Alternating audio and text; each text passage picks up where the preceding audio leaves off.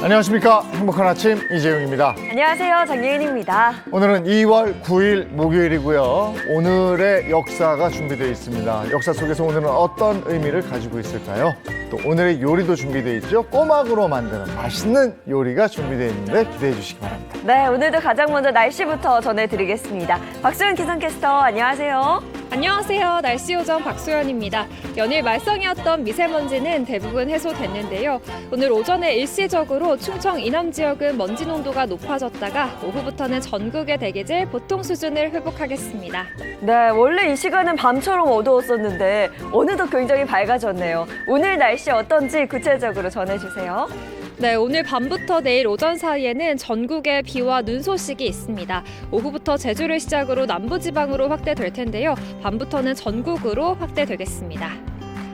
자세한 예상 강수량을 살펴보시면 남부지방에는 최고 40mm의 제법 많은 양의 비가 내리겠고요. 서울 등 중부지방은 5mm 안팎이 예상됩니다.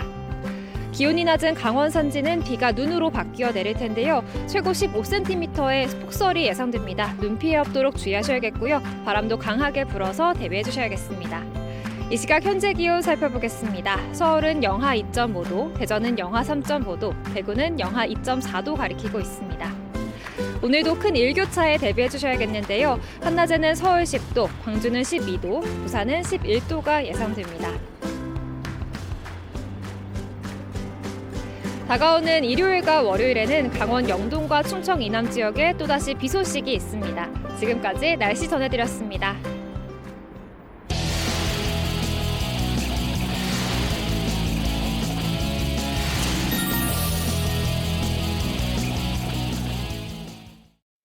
화제 이슈를 발빠르게 전해드리는 모닝 브리핑 순서입니다. 최영일 시사평론가와 함께합니다. 어서 오세요. 안녕하세요.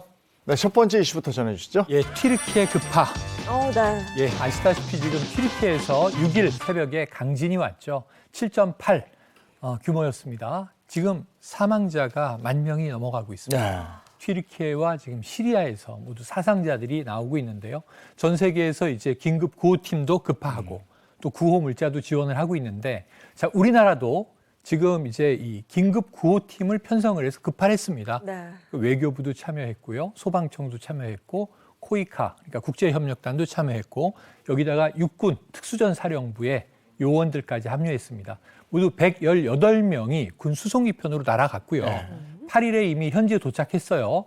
이 아침 6시 57분경부터 이 가지안테프에 도착을 해서 인근에서 이제 활동을 시작했는데, 튀르키예에서 요청한 것은 탐색 구조팀이 필요하다. 그래서 그 인력을 중심으로 편성했다고 합니다. 네. 118명은요, 우리나라에서 단일 규모로 해외에 파견한 구호팀으로는 최대 규모고요. 지금 보면 유럽이라든가 일본 다 보내고 있는데 한 70명 내외 규모예요. 네. 우리나라가 정말 인력이 많습니다. 네. 현지에서 성과가 나기를 바라는데 여러 가지 악조건들 때문에 굉장히 구호 활동이 어려울 것으로 예상이 됩니다. 네, 계속해서 사망자가 늘어나고 있는 안타까운 상황인데요. 방금 말씀해 주신 것처럼 현지에서 구조 작업하는 데 있어 어려움이 크다면서요? 어려움이 큽니다. 지금 이제 6일 새벽 이 4시 때에 이게 사건이 발생했고요. 이 지진이 무엇보다도 얕은 곳에서 발생했고 또 이게 잠자던 시간이다 보니까 피해 규모가 더 컸다는 거예요. 네. 지금 10,000명 넘어가고 있지만 아직도 구조 작업은 초기 단계입니다. 그러니까 왜냐하면 지금 날씨가 너무 추워요. 예. 영하 6도 이하의 강추위가 악천후가 찾아와 있고, 그다음에 여진이 계속 이어지고 있죠. 그러니까 처음에 7.8이었는데 여진이 7.5였습니다. 그리고 뭐 100여 차례 여진이 이어지고 있고 지금도 불안하다고 하니까 여러 가지 어려움이 있는데, 지금 골든타임을 72시간으로 보고 있거든요. 예. 현지 시간 6일 새벽, 지금 이 72시간이 얼마 남지 않았습니다. 거기다 추위 때문에 이 매몰된, 붕괴된 건물 아래에 지금 있는 생존자들이 위기 상황을 겪고 있는 거 아니냐. 구조는 매우 긴급하다. 이렇게 지금 이야기가 되고 있는데, 지금 WHO에서 그런 이야기를 하고 있어요. 취약계층 500만 명을 포함해서 이재민 등 이 대지진의 피해가 2,300만 명에게 피해를 주고 있다. 네. 이런 얘기를 했거든요. 앞으로 이 피해 규모는 늘어날 것인데 국제사회의 어떤 지원과 노력이 절실해 보입니다. 그 뉴스를 통해서 기적적인 구조 장면을 보고 그래서 가난하기 네. 나오고 뭐 2살짜리 아기 나오고 막 이러는데 그런 기적이 있으니까 구조 활동 활발히 하시고 또 거기에 매몰되어 있는 분들은 희망을 잃지 않았으면 네. 하는 간절한 바람입니다. 자, 다음 이슈 전해 주시죠. 네, 진상 뷔페 투어. 이게 뭐냐? 이 온라인 커뮤니티에 본인 스스로 이야기를 한 거예요. 자, 주말이면 저는 이 뷔페 투어에 나섭니다. 동네 웨딩홀을 쭉 둘러봅니다. 그 웨딩홀이면 식사가 제공되잖아요, 보통. 이게 코로나 때는 안 됐습니다만 네. 이제 다시 열렸죠. 그래서 이제 이 뷔페를 먹는다는 거예요. 사실은 하객이 아니에요. 네. 아무 상관없는 남의 결혼식인데 웨딩홀을 돌아다니다가 여긴 별로야. 그럼 이게 축의금을 내는데 1,000원. 그리고 여기는 좀 괜찮은데 네. 그럼 기분이야 5,000원. 5,000원. 보통 이제 식사 한 끼. 그것도 좀 이제 싼 가격이지 않습니까? 분식집 정도 가격인데 이래 놓고 이제 그 뷔페를 맛보고 마음껏 배를 불리고 그다음에 결혼식에 또 앉아 있는다는 거예요. 네. 뭐 모르는 사람이죠. 남의 결혼식을 보면서 저 사람들은 얼마나 오래 갈까. 조만간 이혼하지 않을까. 뭐 이런 생각을 하면서 결혼식을 보다 보면 여러 가지 생각도 나고 좋다. 마치 이 뷔페 투어를 권유하는 것처럼 자랑하듯이 올렸습니다. 네. 어떻게 생각하십니까? 이게 참 양심 없는 행동을 네. 하고도 본인이 직접 글을 올렸거든요. 그러게 말입니다. 이 행동도 굉장히 황당한데 네. 글을 본 누리꾼들의 반응은 어땠을까요? 공분이죠. 공분입니다. 그럼요. 네. 근데 사실은 이게 참 애매한 게 우리가 무전 취식은 죄잖아요. 네. 경찰서에 가잖아요. 네. 감옥도 가고 옛날엔 그랬어요. 근데 이게 무전 취식이라기에는 1,000원도 내고 5,000원도 내고 내긴 냈다 이거예요. 예. 그건 아니죠. 그럼에도 불구하고 네. 누리꾼들은 이건 범죄다. 네. 이런 건 어떻게 막아야 하는 거냐. 지금 최소한 이 결혼식장 식권이 5만 원 한다. 네. 근데 이것을 이제 양심 없는 염치 없는 행동인데 네. 또 이게 경험담이 있어요. 자, 이게 우리 집안에서 결혼식을 하는데 지금 이런 사람이 온 거죠. 네. 그런데 저 신부 친구예요. 이렇게 와서 뭐 가족, 부모님, 아이, 온 식구가 동원돼 가지고 축의금을 안 냈는데 식권을 받아간 거예요. 어허. 그래서 이제 처형이 그걸 알고 네. 가서 뭐라고 한 소리 했더니 눈치를 보다가 도망가려고 하더라. 그래서 가서 식권을 도로 뺏고 회수했다. 이런 경험담도 있어요. 그런데 이게 보면은 형법상 이게 347조에 따르면 타인, 사람을 기만해서 하객 아니잖아요. 그렇죠. 거짓말을 기만해서 재물을 취득했을 때는요. 10년 이하의 징역이나 2천만 원 이하 벌금 네. 처해질 수 있는 범죄일 수 있는 가능성이 높습니다. 조심하셔야 됩니다. 네. 이게 집안 경사라 웬만하면 그냥 넘어갈 좋게, 만한데 그렇죠. 네. 이게 상습적으로 이러는 사람들이 있다면 이거 처벌 받아야 되는 거예요. 옛날에는 이게 뭐 잔치니까 이런 사람들이 꼬여도 할 수 없다. 눈 감고 갔는데 현대는 자본주의 사회입니다. 네. 그리고 예전엔 동네 사람들인데 그럼요. 그렇지도 않잖아요. 그렇죠. 네, 네. 정말 생명구제의 사람이잖아요. 네, 다음 시전해 주시죠. 자, 무임승차 논란입니다. 뜨거워지고 있습니다. 뭐 서울시만 해도 대구시도 그렇고요. 네. 지하철이 적자 구조에 허덕이고 있는데 이게 무임승차 때문 아니냐. 그러니까 요금 올려야 한다. 지금 이제 지하철 요금 오를 것 같습니다. 네. 그런데 이제 온라인 커뮤니티가 이제 논란으로 시끄러워요. 우선 MZ세대라고 자신은 청년이죠. 청년이라고 밝힌 누리꾼이 올린 글은 왜 무임승차 폐지를 반대하는지 이유를 모르겠다. 이 얘기는 무임승차를 폐지해야 된다라는 취지예요. 어릴 때부터 무임승차 때문에 지하철이 적자다 얘기를 수년 들어오면서 성장했는데 네. 아직도 이 문제가 해결되지 않았단 말인가. 자, 우리가 노후가 되면 연금도 고갈되고 무임승차, 대중교통 무임승차 없어질 것 같다. 내가 노인 됐을 땐 혜택이 하나도 없을 것 같다.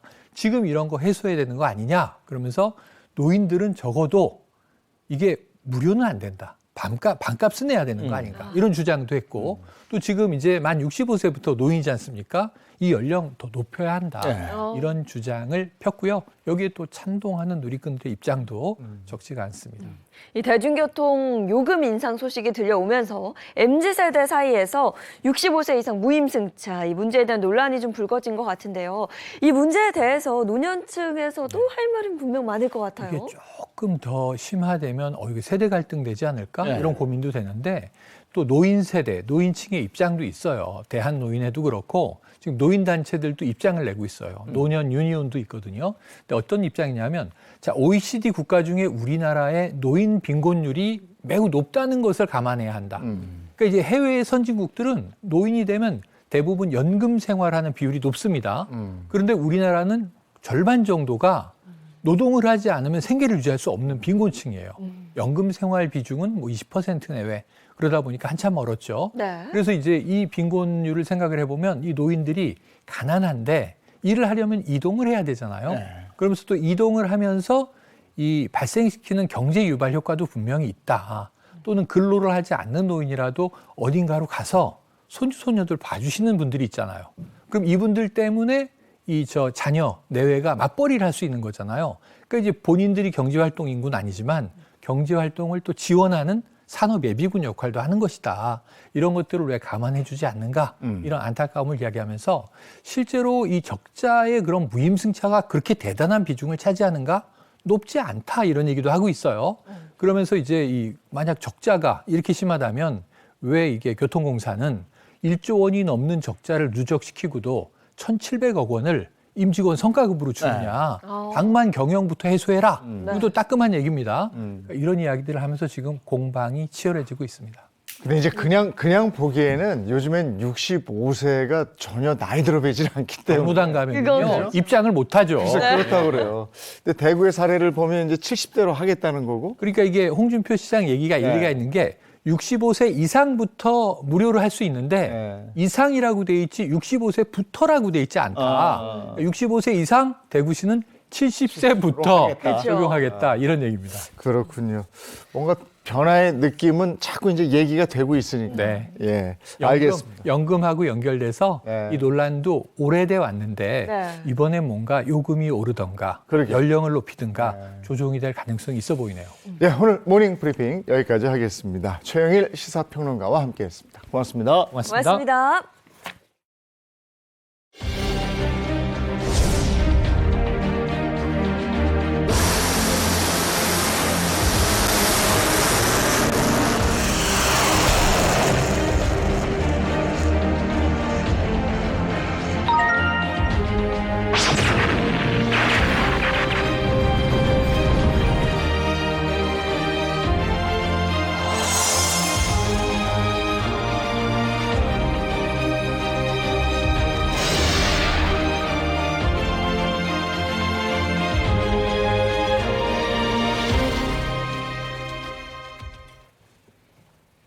네, 역사 속에 오늘은 어떤 의미를 가지고 있을까요? 오늘의 역사 시간입니다. 개그맨 정철규 씨, 어서 오세요. 네, 안녕하세요. 반갑습니다. 개그맨 정철기입니다. 네, 오늘도 우리를 알기 쉬운 역사 속으로 안내해 주실 역사학자 이익주 교수님, 반갑습니다. 네, 안녕하세요. 오늘도 재밌는 역사 이야기를 함께할 역사학자 이익주입니다. 네, 반갑습니다. 오늘은 언제, 어떤 역사 속으로 들어가 볼까요? 언제로 갑니까?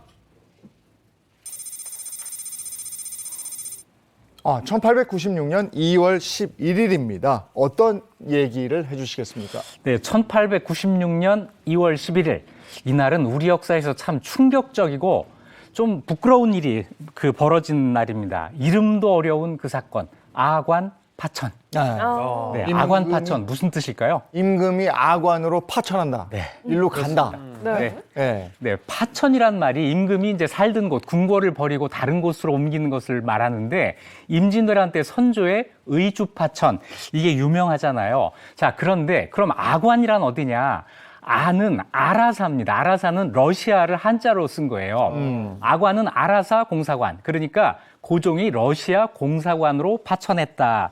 이런 뜻입니다. 자, 이날 새벽에 고종이 경복궁을 떠나서 러시아 공사관으로 간 날. 자, 이 사건이 바로 아관 파천입니다. 네. 왜 경복궁에 있어야 할 고종이 그것도 몰래 갔단 말이죠. 네. 비밀스럽게 그렇게 공사관을 가게 됐을까요? 네, 이 사건의 시작은 바로 한 해 전 1895년 음력 8월 20일 을미사변으로 거슬러 올라가는데요.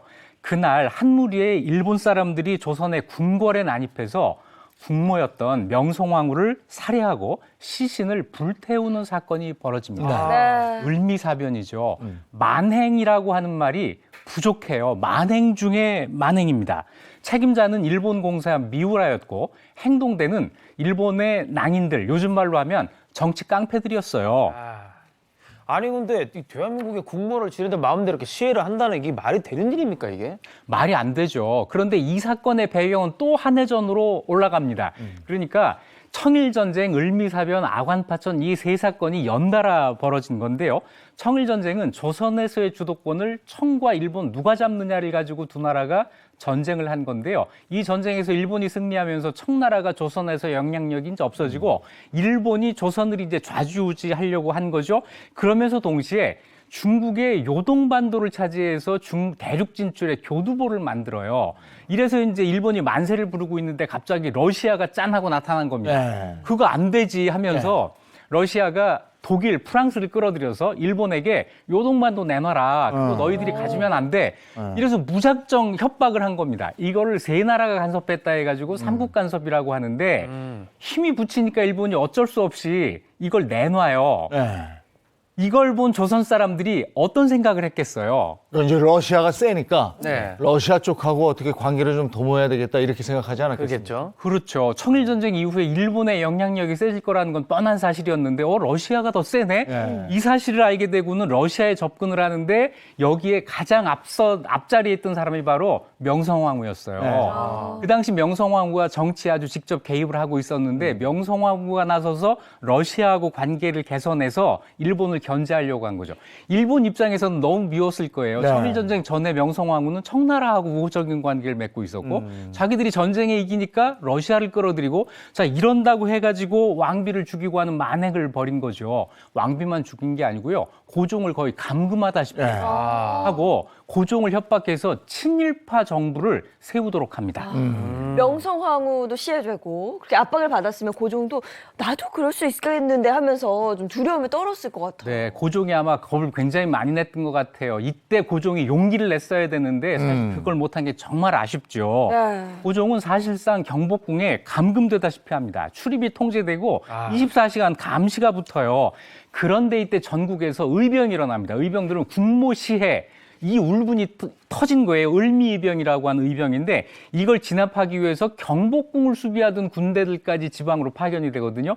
경비가 느슨해졌죠. 네. 이 틈을 타고 이제 러시아의 도움을 받아서 이 일본의 이 감시로부터 벗어나자 해가지고 아관파천을 계획하게 된 겁니다. 물론 러시아하고는 사전 약속을 했고 미국도 여기에 동의하고 도움을 줘요. 그런데 이때 이 아관파천을 계획하고 주도한 사람들 가운데 놀랄만한 사람 한 사람이 있습니다. 우리가 아는 사람일까요? 누굴까요? 놀랄만. 유명한 사람입니까? 유명합니다. 반전이 있는 것 같은데요. 정말 유명해요. 누구요? 바로 이완용입니다. 그래요. 네. 친일파 중에 친일파인데. 네. 대장이죠. 친일파 중에 거두가 이때까지만 해도 친일이 아니라 친미, 친러파였던 거예요. 자기 힘으로 뭔가를 하지 않고 누가 센가를 봐가지고 그 센 쪽에 붙으려고 하는 이 습성이 이때도 그랬구만. 그대로 드러나는 거죠. 네. 나중에 일본이 세지니까 그럼 네. 나는 친일파일 거야 이렇게 된 거예요. 아니 근데 저는 이완용 하면은 친일파라는 걸 알고 있을 때 친미까지 했다라는 그러네. 건 뭐 쓰리잡입니까? 이거 대단 힘이 있다 그러면 다 달라붙은 것 같은데. 그렇죠. 근데 그 당시 고종을 감시하는 경비병들이 굉장히 사모했단 말인데 어떻게 그걸 빠져나가게 된 걸까요? 네, 고종뿐 아니라 세자, 나중에 순종이 되는 세자도 같이 빠져나가는데 그 방법이 바로 궁녀가 타는 가마였습니다. 네, 1896년 2월 11일 새벽에 고종과 세자가 궁녀들이 타는 가마에 참 구차한데요. 여기에 타고 경복궁 영추문을 나와요.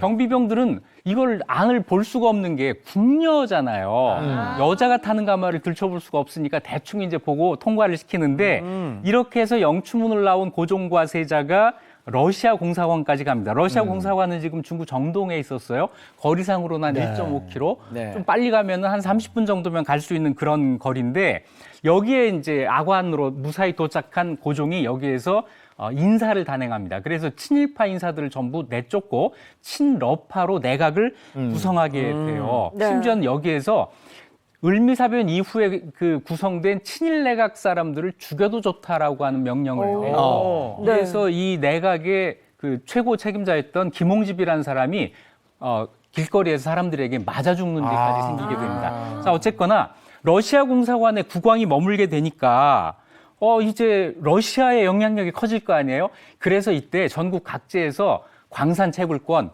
철도 부설권, 산림 벌채권 이런 각종 이권이 러시아 그리고 여기에 도움을 줬던 미국에 넘어가게 됩니다. 역시 그 공짜는 없네요. 그래. 일본의 영향력이 줄어든 대신에 러시아의 영향력은 커지게 된 거잖아요. 근데 공사관은 법적으로 그 나라 영토니까 네. 이제 우리 왕이 러시아 영토에 들어가서 있는 거잖아요.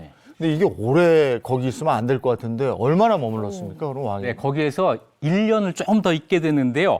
러시아 공사관에 머문 지 1년 열흘 만인 1897년 2월 20일 날 궁궐로 돌아갑니다. 이때 독립협회도 활동하고 할 때라서 고종이 외국 영토에 들어간 거 아니냐 해가지고 반대가 엄청나게 셌어요. 그래서 고종이 결국은 돌아오는데 돌아오기는 하는데 경복궁으로 가지를 않고 경운궁으로 돌아갑니다. 경운궁이 어디냐면 지금 덕수궁이에요. 네네. 러시아 공사관 바로 옆에 그렇지, 있는 가깝죠. 경운궁으로 간 겁니다. 네. 그래서 여차하면 다시 러시아 공사관으로 갈 수도 있어 이런 그 준비를 하고 있었던 거죠. 참 이게 그 나라에 힘이 없다라는 게 얼마나 서러운 일인지를 보여주는 사건인 것 같아요. 네. 맞아요. 나라에 힘이 있어야 되는데 그래도 이런 거 한번 생각해 볼 필요 있어요. 나라에 힘이 있으면 외교가 필요 없어요. 외교라고 하는 건 힘이 없을 때도 주권을 지키고 국익을 지켜야 되는 거잖아요. 네. 이때 힘이 없을 뿐 아니라 외교도 제대로 하지 못한 거죠. 자, 우리도 지금 힘도 있어야 되겠지만 외교도 정말 잘해야 됩니다. 네. 네. 역사는 되풀이된다. 근데 너무 힘들어. 자, 다음 역사 어디로 갈까요? 1979년 2월 11일로 갔습니다. 이때는요? 여러분은 이슬람 국가의 여성하면 어떤 이미지가 가장 먼저 떠오르세요? 이거 뭐 가장 먼저 히잡. 히잡. 일단 네. 눈만 볼 수 있잖아요. 이렇게 눈만. 그렇죠. 네. 네. 히잡이 가장 먼저 떠오르죠. 네, 얼굴을 가리는 게 여러 가지가 있는데 이슬람권 여성들이 머리, 귀, 목, 어깨까지 가리는 얼굴은 내놓는 거죠. 이걸 히잡이라고 해요. 히잡은 이슬람 율법에서 착용을 권장하는 겁니다. 그런데 일부 이슬람 국가에서 법으로 이것을 강제하고 있어요. 이란이 바로 그렇습니다. 이런 히잡을 벗기 위한 시위가 이란에서 일어났는데요. 작년 2022년 세계를 뜨겁게 달궜던 이란 히잡 시위 사건 기억하세요? 네. 네. 이란에서 히잡을 쓰는 것을 거부했던 여성이 체포되었다가 숨지는 사건이 벌어졌고 그래서 국민들이 진상규명을 요구하면서 시위를 벌이다가 이것이 반정부 시위로까지 번진 사건입니다. 당시 뉴스 한번 보시죠. 이란에서 히잡을 제대로 착용하지 않아 체포된 22살 여성이 숨졌습니다. 경찰봉으로 머리를 맞았다는 주장이 나오며 성난 시민들이 거리로 뛰쳐나왔습니다. 권갑구 기자입니다. 빙글빙글 돌며 춤을 추던 여성이 손에 쥐고 있던 히잡을 불 속으로 내던집니다. 거리로 뛰쳐나온 시민들은 반정부 구호를 외칩니다.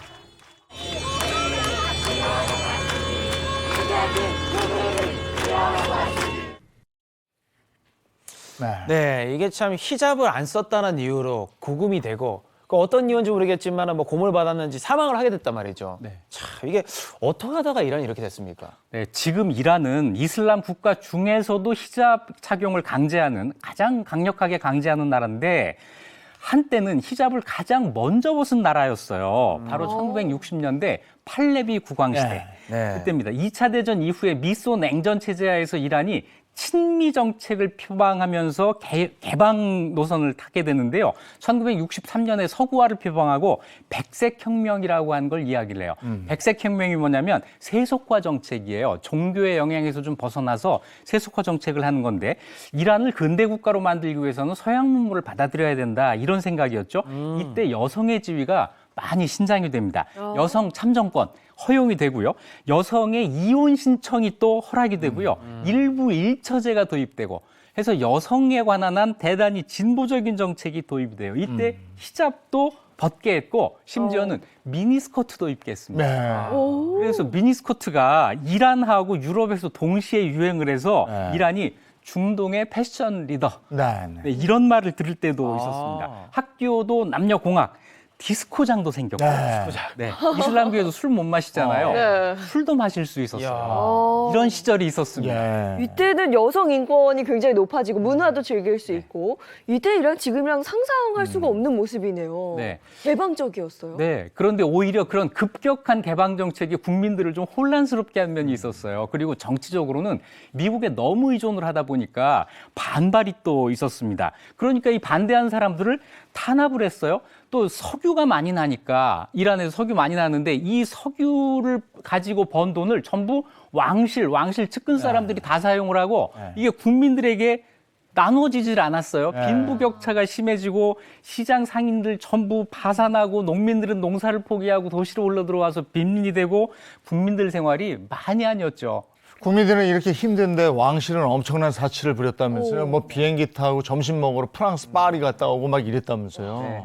그러니 얼마나 국민들이 화가 났겠습니까? 네, 빈부격차 또 대단한 사치. 네. 이란의 이 팔레비 국왕이 무려 40년 가까이 집권을 하거든요. 독재 정치를 하고 권력은 부패하고 왕실의 권위를 높이는 데만 돈을 쓰고 국민들은 살기 어려워지고 결국 혁명이 일어납니다.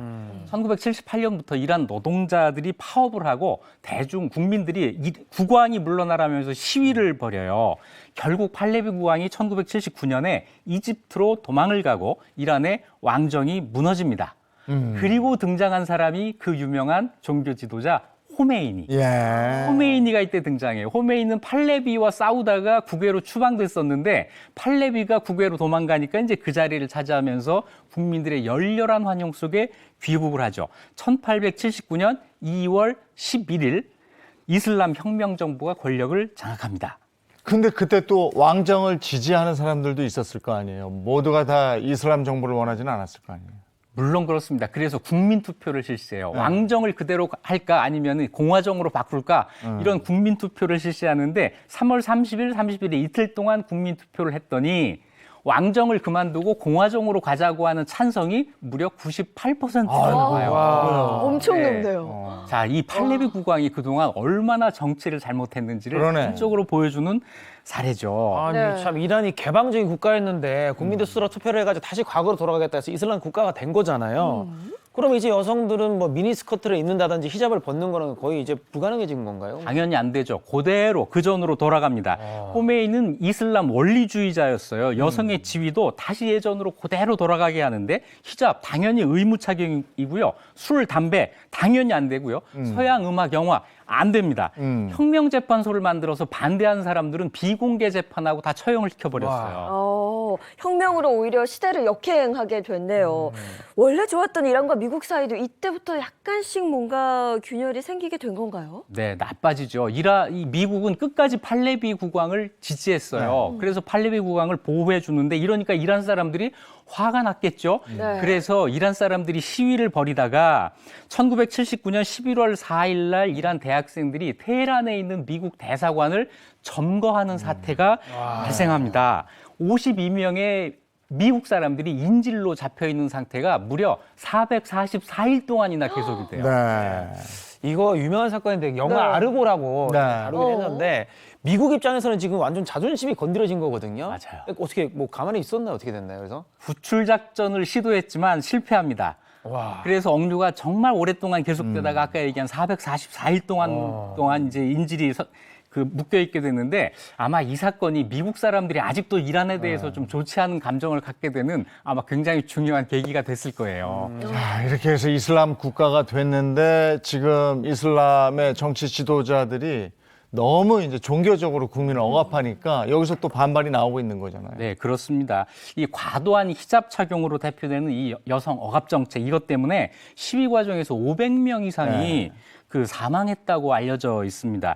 히잡 착용은 이슬람의 고유 문화라고도 할 수 있고 고유 문화를 고집하는 것을 남들이 뭐라고 할 수는 없지만 고유 문화라도 남녀 차별을 하면 안 된다고 하는 보편적인 가치와 조화를 이루어야 되는 거죠. 네. 타산지석이란 말이 있지 않습니까? 혹시 우리한테도 이런 건 없는지 우리를 한번 돌아보는 기회로 삼았으면 좋겠습니다.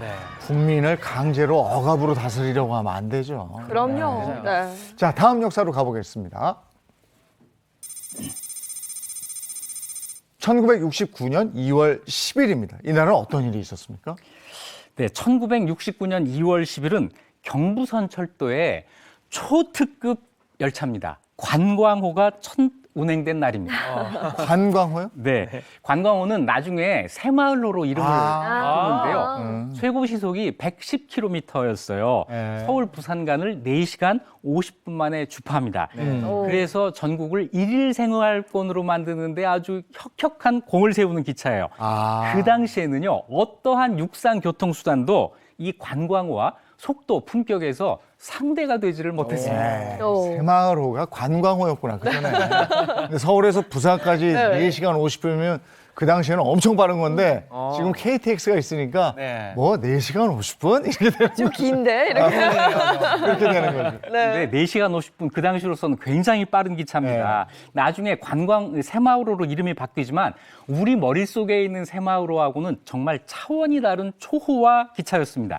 시설이 얼마나 고급스러웠는지 당시 국회에서도 문제가 될 정도였어요. 먼저 에어컨이 있었습니다. 네. 지금은 다 에어컨이 있지만 그 당시에는 청와대에도 에어컨이 없던 시절이에요. 그다음에 화장실에는 서양식 양변기가 있었고 예. 식당 칸에는 전자레인지, 비어쿨러 이런 초호화 장비가 있고 요금을 알아볼까요? 요금이 서울에서 부산까지 4,700원이었는데요. 물가 따져서 환산하면 지금 돈으로 한 40만 원 정도. 오, 그래요? 그렇게 비싸요? 네, 그렇게 비싼 차였어요. 서민들은 뭐 여간에서는 사용하지 못하는 그런 기차였죠. 40만 원 기차는 완전 정말, 초호화 와. 고급인데. 네. 아니 근데 그 지금하고는 다르게 뭐 식당 칸도 있고 네. 맥주도 팔았으면 정말 그 시대의 그 기차에 낭만이 있었을 것 같아요. 그렇죠. 식당 칸이 있었는데요. 식당 칸이 정말 그야말로 밥 먹는 식당 칸이었어요. 매점이 아니고요. 이름도 아주 럭셔리하게 살롱카. 살롱카. 여기에 이제 양식 메뉴가 많았어요. 그 당시 뭐 돈가스, 함박스테이크 이런 것도 귀할 때인데 직화, 안심 스테이크를 여기에서 팔았습니다. 아니 화면 보니까 저 정도면 저기서 맞선 해도 되겠는데요. 그러니까요. 네. 오. 한식, 도시락, 술 안주, 그다음에 디저트 이런 것까지 다 야. 팔았고요. 저녁 시간에는 이 식당 칸에 앉아서 맥주 한잔 하면서 아. 이제 오는 이것도 아주 이런 사람들이 많았어요. 예. 기차에서 치킨도 팔았습니다. 이야. 이것도 가능한 기차였습니다. 예. 저 다시는 도입하면 안 됩니까 진짜? 그러니까요. 낭만이 좋을 것 있잖아요. 같은데. 달리는 기차 안에서 레스토랑처럼. 지금도 저 기차는 다녀요. 근데 우리가 식당 칸도 있을 거야. 식당 칸이 있나요? 우리가 요즘도? KTX만 타고 그러니까. KTX만 그렇지. 타니까. 아, 그렇구나. 네, 네, 네. 근데 그 이후에 뭐 무궁화호, 통일호 이런 열차들 쭉쭉 나왔었잖아요. 맞아요. 관광호가 1974년에 새마을 운동의 영향으로 새마을호로 이름이 바뀝니다. 네. 자, 그리고 1984년부터는 무궁화호라는 기차가 생겨요. 네. 기억하세요? 3칸, 2칸 해서 한 줄에 5명이 앉는 그 기차가 있었어요. 아, 무궁화호가 그 뒤군요. 네, 그 뒤입니다. 그러면서 가장 고급 열차는 새마을, 다음은 무궁화, 네. 그 다음이 통일호, 그리고 네. 가장 느린 완행 열차가 비둘기호. 요 4등급으로 딱 정리가 되죠. 비둘기호 얘기 좀 해볼까요? 이거 평균 시속이 30km였어요. 맞아요. 네. 그래서 서울에서 부산까지 모든 역마다 다 정차해서 네. 12시간이 걸렸는데 이것도 네. 단 연착하지 않을 경우. 늘 연착했고 조금씩 연착하는 건 다 그러려니 하고 넘어가던 시절이 있었습니다. 아. 자, 요금이 통일호에 한 5분의 1 정도밖에 되지 않았기 때문에 통학하는 학생들, 통근하는 직장인들, 그리고 상인들, 주로 서민들이 애용하던 기차였습니다. 그때 기차에는 입석표가 있었어요. 맞아요. 네. 좌석 없이 그냥 기차에 올라탈 수만 있는 표거든요. 네. 자, 이거 타면은 서울에서 부산까지 앉아가도 허리가 아픈 12시간을 서서 가는 이런 일도 저 낭만. 생기는 거죠. 그런데 새마을호는 입석표가 없었다는 사실. 오. 네, 그럼요. 네. 네. 저도 저거 타봤는데 저기 입석표를 타면 네. 이게 길잖아요. 복도에 다 앉아요. 아. 그러니까 저희가 기니까 화장실에 한번 가야 되거든. 네. 화장실에 가려면 그냥 이렇게 거쳐가야 이렇게 가야 되는데 되는구나. 그럼 네. 거기 앉아있던 분들이 학생 앉아 한잔 하고 가. 그래서 거기서 또 그런 낭만이 그래요? 뭐 거의 뭐 벅적벅적하고 아니, 한잔 하고 뭐 옛날 영화에 보면 거기서 기타 치고 노래 부르는 그게 비둘기호 아닙니까? 그것도 이제 그거 타고들 수학여행을 많이 갔으니까. 오. 그리고 아까 저 상급 열차 네. 그게 지나가면 또 기다려요 이렇게. 그게 저는 아, 지나갈 때까지? 지나갈 때 기다려. 그러니까 뭐 서울에서 목포, 서울에서 부산 언제 갈지 몰라요. 그냥 길게 잡고 뭐 12시간 이상 걸린다 생각하고 빠르면 12시간이라니까. 그냥 타야 되는 거네요. 근데 그게 또 낭만도 있고 이랬어요. 네, 그렇습니다. 이 비둘기호는 낭만 열차 말고 또 한 가지 타이틀이 있는데요. 문행방 열차. 냉방이 안 됐어요. 비둘기호 2000년에 강원도 정선의 정선선을 마지막으로 이제 퇴장을 하는데요. 그때까지도 냉방이 안 됐습니다. 열차 내에 발전 시설이 없었어요. 그래서 전기를 쓸 수가 없었던 거죠. 그래서 선풍기가 천장에서 돌아갑니다. 그러면 차축이 돌아가는 그 동력을 이용해서 선풍기를 돌렸어요. 참 그 느리고 에어컨도 없다라는 그런 게 참 어떻게 보면 끔찍할 수 있는데 네. 그래도 그게 낭만이 있었을 것 아이, 같은데. 재밌었어요. 그러다가 2004년도쯤에 저랑 동기, 네. 데뷔 동기인데 KTX가 생기잖아요. 네네네. 아, KTX 동기군요. 동기예요. 저랑 네. 동기 친구예요. 네, 시속 300km. 와, 30에서 300km. 혁신이죠, 혁신. 서울에서 부산까지 한 2시간, 3시간 요 정도 걸리는 거잖아요. 이러면서 새마을호 전성시대가 끝이 나게 됩니다. 그런데 지금도 새마을호라는 게 있지 않나요? 이거는 그 이전 새마을호의 계보를 잇는 게 아니에요.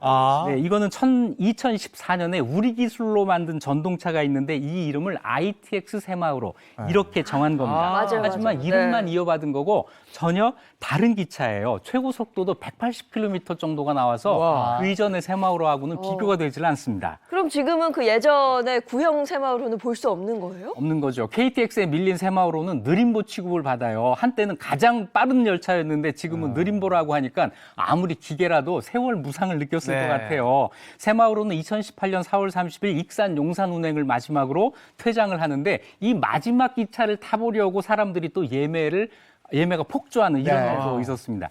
지금은 KTX 덕분에 그냥 잠깐 동안이면 어딘가를 가지만 옛날에는 기차를 타는 것부터가 여행의 시작이었던 맞아요. 시절이 있었어요. 네. 그 여행의 낭만은 기차에서 시작된다고 그거 참 멋있었는데 네. 지금은 여행 가는데도 무슨 사무 보러 가는 것처럼 KTX 타고 후딱 가잖아요. 딱 가죠. 맞아요. 네. 아, 저런 기차 그냥 있었으면 좋겠는데. 자, 다음 역사로 가겠습니다. 1975년 2월 6일입니다. 이때는 어떤 일이 있었습니까? 네, 1975년 2월 6일은 잠실지구 아파트 단지 기공식이 있던 날입니다. 1970년대 우리나라는 정말로 건설의 시대였어요. 특히 이 1차 석유파동 때문에 경제가 안 좋아지니까 빠른 시간 안에 일자리 창출하고 소비를 늘릴 수 있는 방법으로 건설에 집중 투자를 하기 시작하는데요. 이러면서 도로, 철도 이런 것도 많이 놓여지지만 아파트 공급, 특히 서울의 아파트 공급을 서둘러서 추진합니다. 잠실지구도 이런 배경하에서 시작이 된 거예요. 네, 이게 뭐 지금 잠실 생각하면 막 거기에 높은 랜드마크도 있고 고급 주거지에 뭐 엄청나잖아요. 근데 사실 60년대는 잠실 그런 이미지가 아니었단 말이죠. 어떻게 하다 이렇게 개발이 된 겁니까? 네, 잠실이라는 건 이제 다 아시는 것처럼 누에를 키우던 곳이라고 해갖고 잠실인데 이게 원래는 섬이었어요. 자, 한강 가운데 있는 여의도 같은 그런 섬이었습니다. 자, 그런데 1960년대까지만 해도 계속 외딴 섬 취급을 받고 비가 많이 오면 이게 잠겨가지고 헬리콥터 동원해서 막 구조하고 이런 기사가 1950년대, 60년대에는 해마다 볼 수가 있었습니다. 이 한강의 가운데 있던 섬이다 보니까 당연히 이제 뭐 홍수 관련 소식에 자주 등장할 수밖에 없었겠네요. 네, 섬이면서도 비가 적게 물이 적으면은 강 북쪽에 붙었어요. 그러니까 지금은 강남 3구 중에 하나지만은 옛날에는 강북에 있었던 거죠. 옛날 지도를 찾아보면은요, 한강이 아래쪽으로 이렇게 흘러가요. 위쪽으로 가는 게 아니라 아래쪽으로 흘러가는 저것이 한강의 본류고 저 위에 있는 샛강 신천이라고 하는 건 나중에 비가 많이 오면 생기는 물줄기였던 거예요. 강북이었는데 저게 지금은 강남으로 바뀌게 된 거죠. 어떻게 저 물길이 그렇게 바뀐 거예요? 네, 1971년부터 한강 개발을 하게 되는데 홍수를 막기 위해서 남쪽 강을 메우고 북쪽 강을 더 넓힌 겁니다. 그러면서 이 남쪽에 있던 송파강이라고 하는 강이 육지가 되고 자, 지금의 강남이 된 건데 옛날 송파강의 그 흔적이 지금도 남아있는 곳이 있습니다. 어딜까요? 물이 있다고요? 송파강에 거기 새길에 있는 색강 그건가? 석촌호수. 석촌호수가 그래요? 호수예요? 맞아요? 석촌호수는 이게 자연호수가 아니고 인공호수도 아니고 네. 이게 강이 흐르던 곳이에요. 그래요? 옛날 강이 흐르던 거기가 옛날 한강의 볼류입니다. 아. 이걸 막으면서 호수가 어쩌다가 생기게 어허. 됩니다. 자, 이렇게 해서 이제 잠실이라는 넓은 땅이 생긴 거예요. 여기에 이제 구획 정리하고 택지 조성해가지고 여기에 이제 아파트를 짓기 시작하는데 1971년부터 한강변에 308만 평을 매립해서 조성하고요. 그 가운데 41만 평에다가 아파트를 지어서 인구 10만 명에 거의 하나의 도시가 들어가게 된 겁니다. 당시 뉴스 한번 보시죠. 여기는 잠실지구 아파트 단지입니다. 서울시가 집이 없는 시민들의 주택난 해결과 잠실지구 개발 촉진을 위해 이곳에 아파트를 짓기 시작한 이래 이번에 1차분으로 13평형 1,500가구가 준공됐습니다. 저게 지금은 다 재개발돼 있는, 재건축돼 있는 거구나. 네, 그렇죠. 재건축되기 전입니다. 당시 이 정도 규모의 아파트 단지를 갖고 있는 나라는 세계적으로 일본, 서독, 영국 여기에 한 8, 9개 단지밖에 그래요. 없었어요. 그런데 주택공사는 처음부터 아파트뿐 아니라 여기에다가 행정기관, 병원, 학교, 오락시설, 체육관 그리고 새마을회관 이런 것까지 전부 포함시켜서 하나의 도시를 만들려고 한 거예요. 네네. 지금 그 서울 곳곳에서 진행되는 뉴타운 이 원조가 바로 이 잠실지구입니다. 지금의 저 모습은 거의 볼 수가 없잖아요, 지금. 재개발이 됐죠. 그렇죠. 성파대로 네. 서쪽에 1단지부터 5단지까지 쭉 있었는데 5단지만 남고 지금은 다 맞아요. 와. 고층 아파트로 들어섰고요. 그렇죠. 5단지도 앞으로 강남권의 주요 재건축 단지로 꼽히고 있습니다. 맞아요. 거기다가 이제 놀이공원, 잠실하면 딱 떠오르고 그죠. 랜드마크라고 불려지는 가장 높은 타워가 또 세워지면서 네, 그렇습니다. 지금의 잠실이 된 거네요. 네, 그렇습니다. 그 이후에 정말 상전벽해가 됐죠. 뽕나무 밭이었으니까 정말 상전벽해인데요. 네. 허허발판이었던 이 잠실벌에 대형 놀이시설, 호텔, 백화점 이런 게 들어서고요. 여기에 들어선 놀이동원이 지금 세계 최대 규모의 실내 테마파크 와. 기네스북에도 올라 있습니다. 네. 그리고 커다란 빌딩이 555m 그리고 세계에서 5번째로 높은 건물 5하고 전부 관계가 있네요. 그리고 이제 여기에 그 호수 이게 서울의 아주 장관이 되고 있죠. 이 경치가 좋아서 SNS의 핫플레이스가 지금 돼 있어요. 네, 저 보러 갔었어요, 저도. 그래. 사진 찍으러 다들 가잖아요. 네, 네, 자, 때가 오늘도 되면. 유익한 역사 이야기 함께했습니다. 이익주 교수님 고맙습니다. 고맙습니다.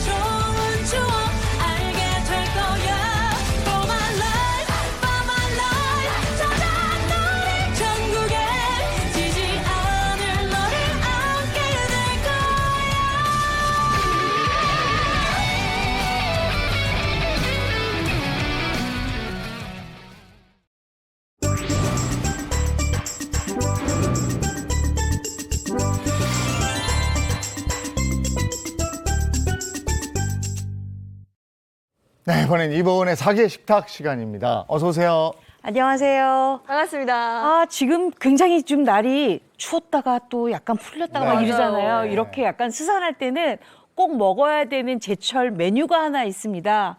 꼭 바로 먹어야 되는 게 있어요? 꼬막입니다. 아이고, 꼬막 맛있- 바로 지금이 하는데. 제철이잖아요. 네. 이렇게 맛있는 꼬막은요, 아주 단물이 많이 올라오고 굉장히 통통하고 쫄깃쫄깃하기 때문에 굉장히 꼬막 자체가 맛있거든요. 이렇게 맛있는 꼬막을 오늘은요, 꼬막 섬초 무침과 함께 또 요거 잡수시면 굉장히 입맛 확 살아 올라갑니다. 꼬막 부추 비빔밥 준비를 했는데요. 아우, 맛있겠다. 특히나 이 섬초 같은 경우에는 신안에서 해풍을 맞고 자란 시금치이기 때문에 굉장히 달달하면서도 아주 식감이 좋아서 여러분들이 입맛을 확 살아 올리기에 아주 적합한 메뉴라고 생각을 합니다. 네. 오늘 채널 고정하셔야 됩니다. 그럼요. 아니, 꼬막 너무 저도 원래 꼬막을 좋아하긴 한데 네. 꼬막하면 밥 반찬으로도 좋고 그리고 술안주로도 예술이잖아요. 네. 오늘 배워가지고 밥도 먹고 술안주로도 한번 잘 활용해 보겠습니다. 일단 밥부터 먹도록 하겠습니다. 일단 제가 꼬막을 준비했는데요. 제가 또 이렇게 꼬막을 준비하니까 우리 그 담당 작가님께서 어머님들이 이렇게 귀찮아하는 건 또 안 하시지 않을까요? 그래서 제가 누굽니까? 네. 어머님들의 마음을 싹 사로잡잖아요. 그럼요. 그래서 요 냉동 꼬막살이 좀 있고요. 바로 할 수 있게. 네, 그다음에 또 시장에 가면은 이렇게 또 우리 또 인터넷으로 굉장히 많이 네. 그 냉장 꼬막살을 또 판매를 하시더라고요. 발라. 오늘은 그냥 이런 거 가지고 한번 가볍게 준비하시면 어떨까 해서 이렇게 준비를 해봤는데요. 네. 이 냉동 꼬막살 같은 경우에는 살짝 한번 데쳐주시는 게 좋습니다. 근데 어디에 데치느냐? 청주를 넣은 끓는 물에다가 살짝 데치거나 아니면 저 쌀뜨물 잘 이용하잖아요. 네네. 쌀뜨물에다가 살짝 데치면 아주 야들야들한 식감이 있는데 자 네. 그러면 그렇게 데쳐놨어요.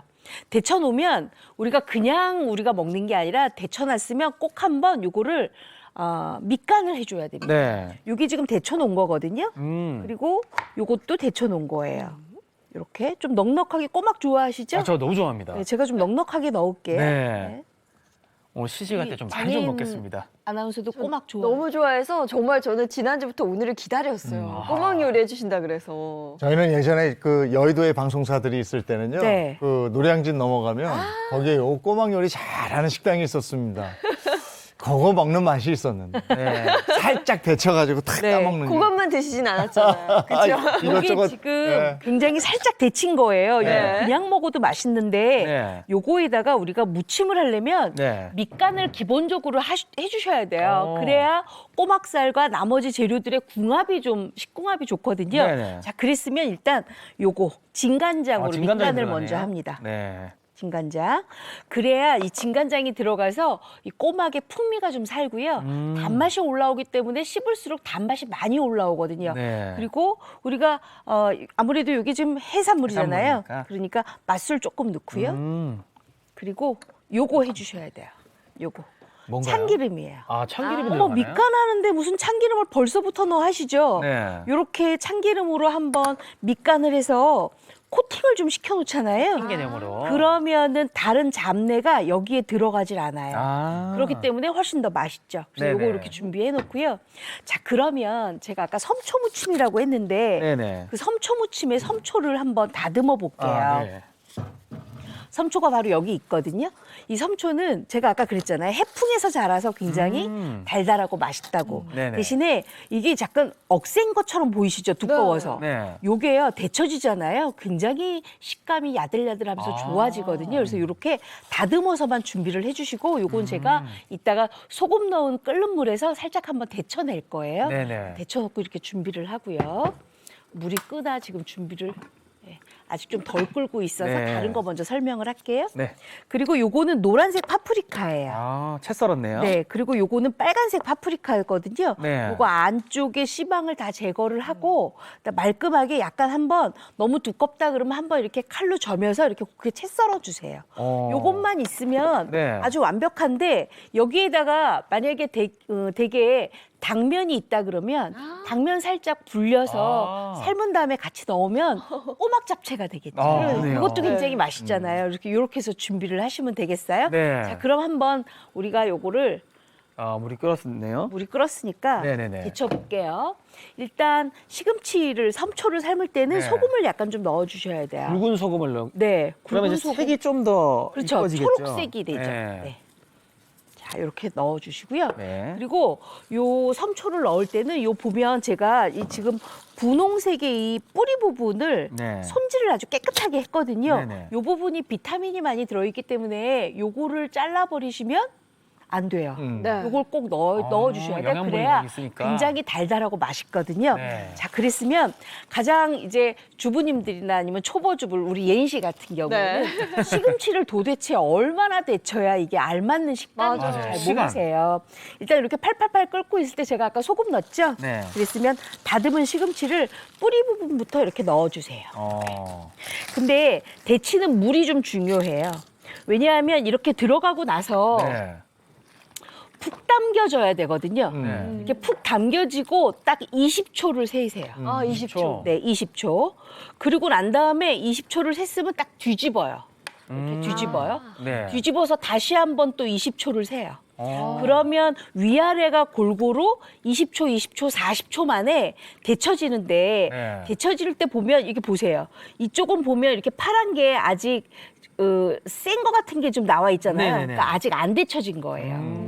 그러니까 물이 시금치가 이렇게 섬초가 들어가서 완전히 아래서부터 다시 한번 끌어올랐을 때 네. 그때까지 데쳐주시는 게 좋아요. 음. 자, 이렇게 데쳐서 찬물에 좀 헹궈주는데요. 만약에 내가 이게 좀 가늠이 잘 안 된다. 40초를 했는데도 네. 그러면 이렇게 딱 들어서 요 뿌리 부분을 한번 손으로 살짝 눌러보세요. 그래서 살짝 손이 손톱이 약간 들어간다. 들어갈 때. 이러면 바로 건져내시면 돼요. 이 정도. 자, 이제 아. 건질 거예요. 네. 저 같은 초보는 타이머 써야죠. 40초도.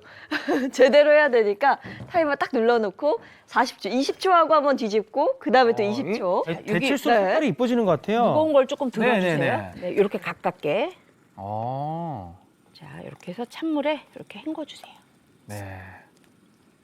사실 지금 생방송이라 제가 40초를 다 쓰진 못했어요. 네. 이제 한 30초 썼어요. 네. 근데 이게 워낙 야들야들해서 이 정도도 괜찮을 것 같은데 음. 제가 혹시 몰라서 미리 한번 네네. 데쳐온 게 있으니까 그걸 또 한번 쓰도록 하겠습니다. 네. 이렇게 한번 찬물에 이제 헹궜잖아요. 네. 그랬으면 열기를 빼고 다시 한번 찬물에 또 헹궈 주셔야 돼요. 네. 왜냐하면 그렇게 해야 시금치의 이 초록색이 그대로 살아 있거든요. 근데 색이 저렇게 뚜렷해지는 게 저는 정말 네. 신기해요. 소금물에 넣었다 빼면. 음식은 맛도 있지만 또 색이 또 이뻐야 맞아요. 그죠? 맞아요. 이렇게 해서 이렇게 꼭 짜주세요. 네.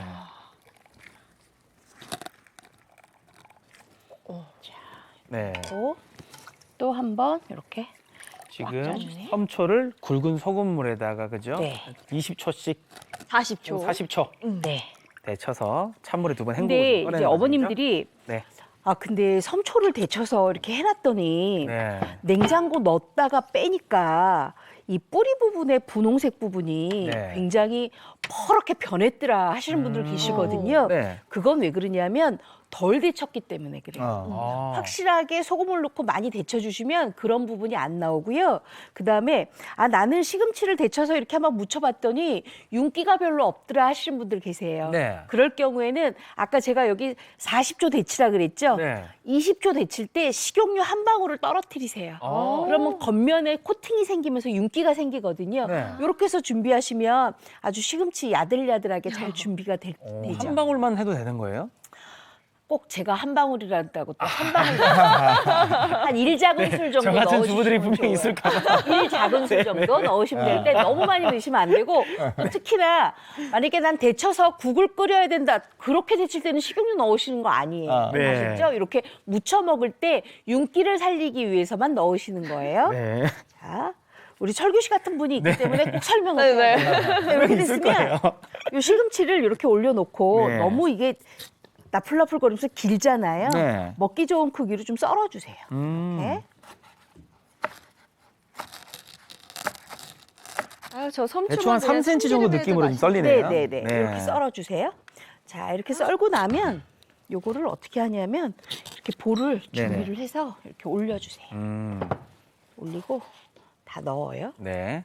요즘 섬초 되게 달죠, 선생님. 너무 달아요. 요거 한번 먹어볼래요? 저요. 네. 그 자체만으로도 맛있어요, 사실. 엄청 참기름 한 맛있어요. 발은 톡 해가지고. 달아요? 달고 향긋한 향기 올라오니까 좋아요. 그렇죠. 네. 좋죠. 이렇게 준비가 됐으면 아까 제가 밑간했던 거 있잖아요. 네네네. 꼬막. 밑간했던 것을 요게 지금 살짝 아까 맛술 넣고 간장 넣고 했더니 물성이 있어요. 네네. 그러니까 살짝 이렇게 해서 물성이 없을 정도로 이렇게 건져서 넣어주세요. 왜냐하면 이제 묻혀야 되니까. 네. 이렇게. 살짝 짜서 짜서 넣으시면. 그러네요. 네. 그렇죠. 근데 너무 비틀어 짜면 안 되고요. 살짝만 이렇게. 네. 이게 제철이라서 그런지 진짜 탱글탱글하네요. 지금 그렇죠. 보니까. 많이 탱글탱글하죠. 네. 자, 그랬으면 이제 한번 묻혀볼게요. 지금 섬초 들어갔고 꼬막이랑 해서 그랬으면 요거는 이제 국간장이에요. 아까 왜냐하면 진간장 들어갔다 진간장은 여기 꼬막에 썼잖아요. 네네. 근데 시금치 같은 거에 묻혀야 되니까 진간장. 많이 넣지 마시고요. 한 국간장. 1큰술 네, 정도만 국간장. 넣으시고요. 네. 국간장. 그다음에 다진 파 이렇게 파. 넣고요. 그다음에 마늘. 다진 마늘 넣고요. 네. 그다음에 여기에다가 요거를 먼저 이렇게 조물조물 묻혀요. 조물조물하고. 야, 근데 이 초록색 섬초에다가 노란색 파프리카, 빨간색 파프리카 들어가니까 색도 너무 이쁘네. 색깔이 너무 예, 이게 딱 조합이 잘 맞는 것 같아요. 지금 날씨는 굉장히 쌀쌀하게 겨울인데 네. 뭐 물론 입춘이 지났기 때문에 곧 봄 소식은 오겠지만 네네. 이렇게 색깔 있는 거 넣어 먹으면 굉장히 입맛이 확 올라오죠. 야. 네. 그럼요. 예. 보기도 너무 예쁘고 맛도 너무 좋고. 안주는 또 색깔이 있어야죠. 예. 저희 꼬막 안주를 너무 좋아해서. 네. 이렇게 해서 빨간 파프리카, 노란 파프리카 넣어주시고요. 네, 들어갔고. 마지막에 이제 뭘 넣냐 하면 여기에는 지금 간이 안 돼 있잖아요. 네네. 그러니까 요 소금으로 아, 얇은 여기에 소금도 밑간을 뿌려주는구나. 조금 해주세요. 여기에다가. 그래야 간이 딱 맞춤이 돼요. 네. 자, 그리고 이제 버무릴 거잖아요. 네. 참기름. 아, 참기름 들어갑니까? 네. 참기름. 철기 저쪽에서 하얀 접시 좀 갖다 주세요. 네. 이따가 놔주세요. 네. 그리고 여기 깻가루. 아, 깻가루군요. 네, 깻가루를 이렇게 넣어주시고 이걸 이제 버물버물 버무려 주세요. 네. 다 됐어요. 야, 뭐 맛있는 재료 다 들어가네요. 네, 시금치만 데치고 나면 네. 또 특히 만약에 냉동 꼬막살을 샀다 그러면 살짝 한번 청주 넣은 물에다가 데치거나 네. 쌀뜨물에 데치시면 되고요. 네네. 그냥 냉장을 샀다 하시면은 아 그래도 나는 한번 데칠래. 그러면 그냥 뜨거운 물을 끼얹고 찬물에 한번 헹궈 주시기만 하면 돼요. 근데 저는 냉장살을 해동시키니까 네. 비린맛도 하나도 안 나고 아주 아. 좋더라고요. 선생님, 근데 그 헹굴 때 뭐 소금 따로 넣고 그럴 필요는 없을까요? 아, 그 소 헹굴 때는요. 네. 생수 3컵에다가 소금 2분의 1 큰술을 넣고 바락바락 주물러 가면서 헹궈야 네네. 꼬막살이 훨씬 더 생기가 있어요. 아. 자, 이제 좀 담아 볼까요? 네. 잡채 같아. 아, 색이 잡채 너무 예뻐요. 같죠? 네. 진짜 당면 좀 넣어도 될 것 같아요. 아까 말씀하신 맞아요. 것처럼. 제가 아까 당면 좀 넣으라고 말씀드렸잖아요. 네. 넣으셔도 괜찮습니다. 저는 당면 안 넣고 이 자체를 좋아해요. 네. 그랬으면 우리 여기 식구들도 잡수셔야 되니까 네. 제가 네. 좀 같이 좀 담아 볼게요. 네. 이렇게. 선생님 많이 주세요. 많이요? 네. 아, 예인 씨가 별로 욕심을 안 부리는데 이렇게 네. 많이 달라고 하시는데요. 아, 너무 맛있을 것 같아요. 서비스로 좀 더 드리죠, 그러면. 아, 오늘 그 취향 저격이라고 하죠. 네. 제가 너무 좋아하는 메뉴여서 네. 아, 기대됩니다. 이렇게. 요거 많이 담은 거 우리 예인 씨 가져가세요. 아, 감사합니다. 야, 진짜 참 얘기하면 그렇게 또 주시니까 네, 어필할 필요가 있어요. 자, 이렇게 해서 이제 꼬막살 섬초 무침은 이제 다 만들어졌고요. 네네. 자, 그랬으면 이제 요거랑 같이 먹을 비빔밥을 준비하는 네. 게 좋겠죠. 비빔밥 준비할 때는 역시 냉장 꼬막살을 준비를 합니다. 네네. 아니, 방금 비빔밥 말씀하시자마자 이지영 아나운서가 라고 한마디 하시네요. 선배님 리액션 너무 좋으시니까 할 때 막 신이 납니다. 저희는 정말 진심이에요, 꼬막에. 자, 그러면 냉장 꼬막살 이렇게 네네. 준비가 됐어요. 네. 요것도 마찬가지로 밑간을 하느냐, 요거는 양념장에 같이 버무릴 거라 밑간을 따로 안 합니다. 아, 네. 대신에 요거는 헹굴 때 생수 3컵에다가 소금 2분의 1 큰술을 넣고 비벼가면서 헹궈 주시는 게 좋아요. 네. 이렇게 준비를 할 거고요. 그다음에 저는 요새 시장에 나가 보니까 봄나물들이 많이 나왔어요. 달래가 네네. 있더라고요. 그래서 달래 같이 넣을 건데 이 달래는 양념장에 넣을 거라 특히 아린 맛이 없어야 되거든요. 근데 아린 맛이 없으려면 달래 앞부분에 보면은 왜 알뿌리라고 있죠. 네, 머리 부분. 동그란 거. 그거를 칼날로 이렇게 눌러가지고. 난 다음에 그 다음에 다듬어서 물에 헹궈서 건져 주시면 알뿌리가 아린 맛이 조금 빠지거든요. 그래서 네. 그렇게 해서 썰어 주시고요. 그다음에 저는 양념장에 뭐가 들어가면 맛있냐면 양파를 조금 다져서 넣었어요. 네네. 그랬더니 굉장히 맛있고 요거 청양고추인데 청양고추. 만약에 아이들이 있는 집은 청양고추 넣지 마시고 피망이라든지 아니면 오이고추라든지 안 매운 거 넣어주시면 되고요. 네. 색깔 내기 위해서 붉은 고추도 이렇게 넣었고요. 그다음에 제가 오늘 부추라 그랬잖아요. 네. 부추를 깨끗하게 다듬어 씻어서 이렇게 한 2, 3cm 길이로 잘라서 요거 준비를 하시면 되겠어요. 네. 자, 그랬으면 이제 거의 다 됐어요. 만들어졌거든요. 네네. 근데 여기서 한 가지 중요한 게 있어요. 뭐가 있을까요? 뭐가 중요하냐 하면 요거 좀 잠깐만 내려놓을게요. 네. 뭐가 중요하면 밥이 중요합니다. 오. 그래서 제가 밥을 미리 이렇게 아까 바깥에서 어머, 해놨어요. 밥솥에 다 해오셨네요. 네. 그래서 요거를 이렇게 아. 열고 밥을 여기다가 담을 거예요. 네네. 네. 저 밥솥 귀엽다. 너무 귀여워요. 네. 아, 지금 이렇게 작은 게 있구나. 행복한 아침 맞춤으로 이렇게 네. 이렇게 밥을 준비를 했어요. 이렇게 김이 모락모락 올라오는 게 밥이 네. 맛있겠어요. 네. 이렇게 밥을 준비를 해서 요거에다가 우리가 미리 양념을 네네. 좀 하셔야 돼요. 보통 비빔밥 그러면 그냥 맨밥에다가 위에 있는 다른 재료 올리시잖아요. 네. 이렇게 하면은 나중에 밥 비볐을 때 조금 싱거운데 또 뭘 찾아요. 네네. 이렇게 하지 마시고 그냥 아주 고소하게 이렇게 들기름. 들기름 먼저 부어주고. 네. 네. 그다음에 요거 들깨가루예요. 들깨가루인데 거피를 낸 들깨가루라 굉장히 입자가 곱지요. 그러니까 만약에 마트 가서 아 나는 들깨가루 입자 고운 거 주세요 하시려면은요 껍질 벗긴 들깨가루를 찾으시면 됩니다. 네. 그래서 요거 이렇게 버무려서 와, 고소하겠어요. 요거를 이렇게 버무려요. 네. 이 네, 뭐야? 들기름에 들깨가루까지. 네. 예, 저는 이. 이러면 정말 맛있어요. 네네네. 자, 밥 그랬으면 먹고 싶다. 그릇을 오늘 세 분이잖아요. 네. 세 분의 밥그릇에다가 골고루 요거를 먼저 담아놔요. 아니 지금 벌써부터 향이 올라와요. 이 그러죠. 고소한 향이. 그렇죠. 들기름에 들깨가루에. 왜 이렇게 하냐면 우리가 비빔밥을 할 때 뜨거운 밥을 하면은 꼬막이 해산물이니까 네네. 조금 식감이 없어진다 하시는 생각이 아마 드실 거예요. 네네. 그러니까 미리 이렇게 밥을 만들어서 그릇에다 담아 놓으면 한 김이 나가겠죠. 이 상태 위에서 꼬막 비빔밥을 올리게 되면 꼬막살이 굉장히 맛있어지잖아요. 네네. 이렇게 딱.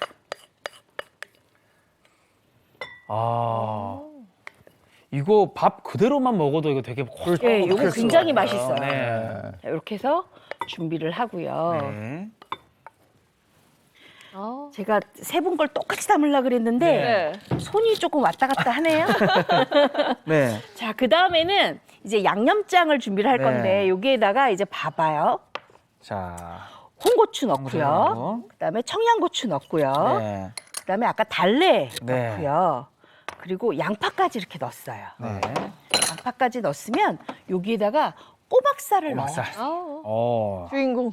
네, 아. 꼬막살을 넣어주세요. 네. 그리고 나서는 뭘 하느냐? 바로 여기 있는 양념장들을 넣어주시면 돼요. 아, 고추장 일단 들어가네요. 고추장. 고추장이 들어가고.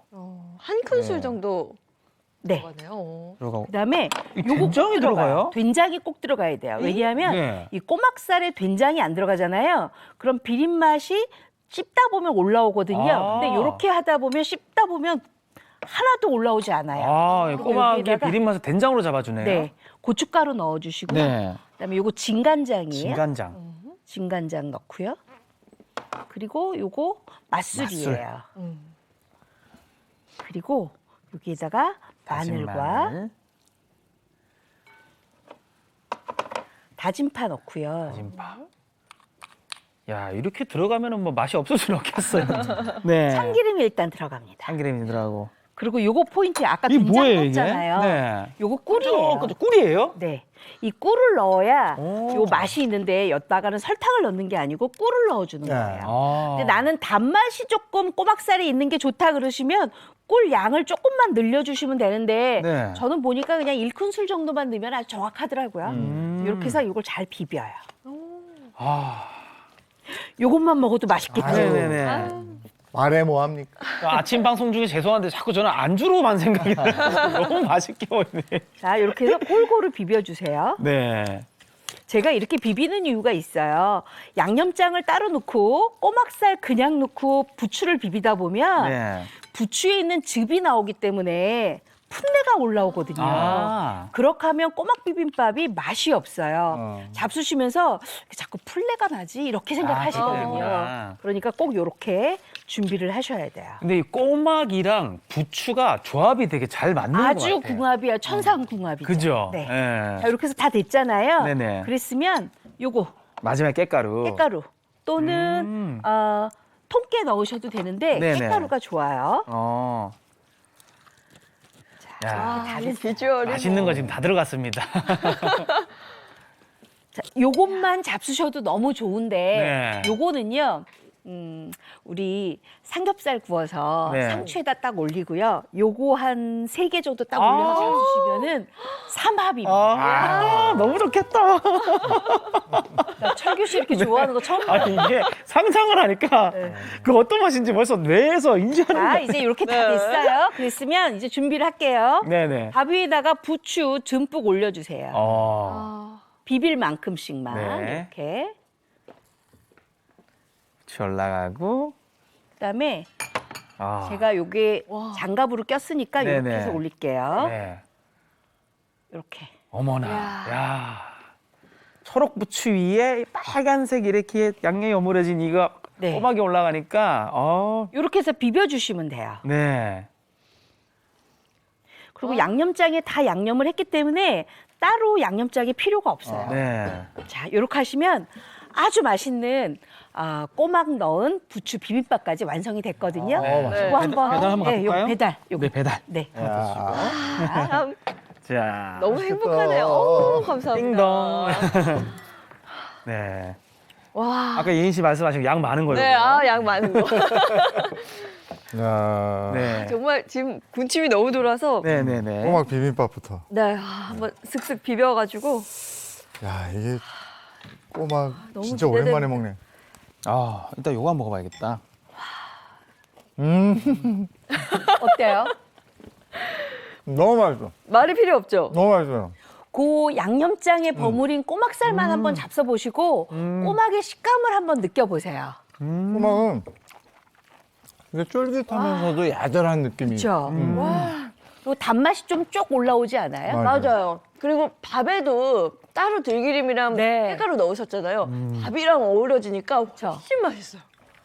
와, 비비셔야 되는데 그걸 그냥 잡수시면 너무 맛있네요. 그리고 부추도 연하네요. 네. 부추도 굉장히 야들야들하고 이 봄부추가 정말 음.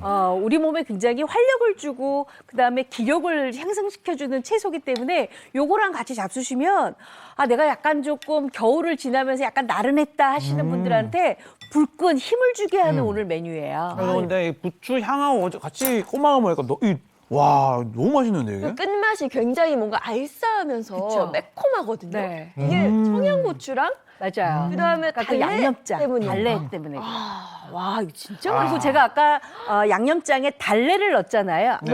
그리고 된장을 넣었잖아요. 된장의 향이 올라오나요? 올라와요. 살짝 올라오죠. 쫙 올라와요. 네. 말이 안 해. 때문에 그 꼬막의 비린 맛이 완전히 없어지는 거예요. 꼬막 섬초무침도 꼬막 본연의 맛하고 네. 섬초의 그 향긋한 맛하고 이게 잘 맞네요. 그렇죠. 네. 간도 와. 딱 맞고. 이 비빔밥이랑 너무 잘 어울리네요. 매콤하다가 이거 딱 먹으니까 정리 한번 해주면서 향긋한 느낌. 맞습니다. 와, 아니 벌써 레시피 봐야 돼. 우리 더 먹어야 되는데. 너무 맛있다. 벌써 레슨 갑니까? 레시피 보겠습니다. 네. 제철 꼬막 요리 특집. 오늘의 메뉴는 꼬막 섬초 무침과 꼬막 부추 비빔밥입니다. 먼저 꼬막살은 소금을 넣어 생수에 버무리고요. 물에 헹궈 건져주세요.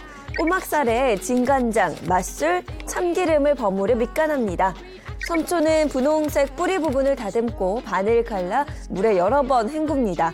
끓는 물에 소금과 섬초를 넣고 20초 후에 뒤집고요. 20초 후에 건져주세요.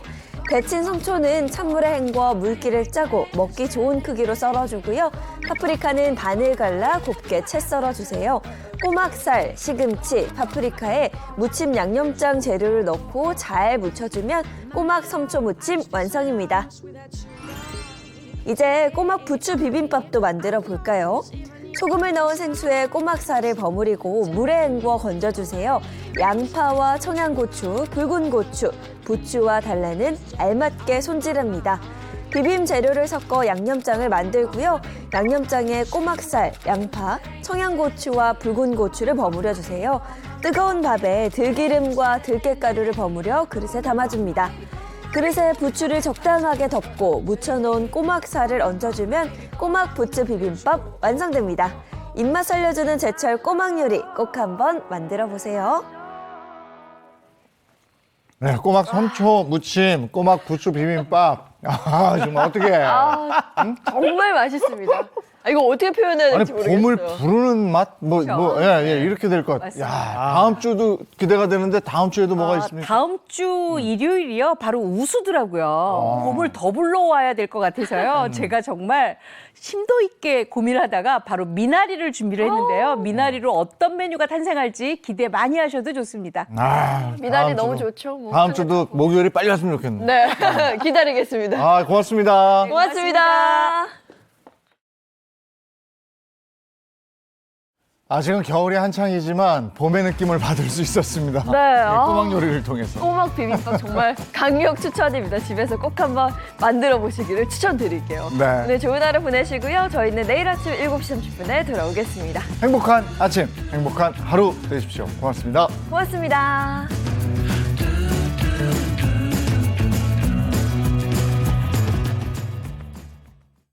채널 A